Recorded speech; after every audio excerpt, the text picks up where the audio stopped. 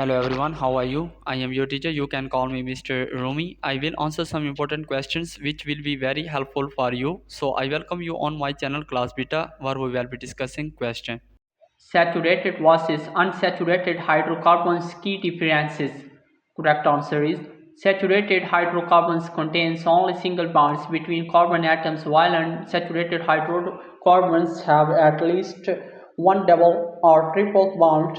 Saturated hydrocarbons are typically more stable and have higher melting and boiling points compared to unsaturated hydrocarbons. Unsaturated hydrocarbons are more reactive and can undergo addition reactions due to the presence of double or triple bonds. In terms of structure, saturated hydrocarbons have a straight or branched chain structure, while unsaturated hydrocarbons can have cyclic or aromatic structures.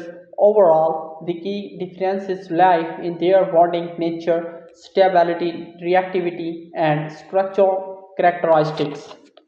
So that was our today's correct answer to question. If you have any other question, please let me know in the comment section. I will be answering your question soon. Thanks for watching the video. Be sure to like, share and subscribe our channel. See you in the next question. Bye bye.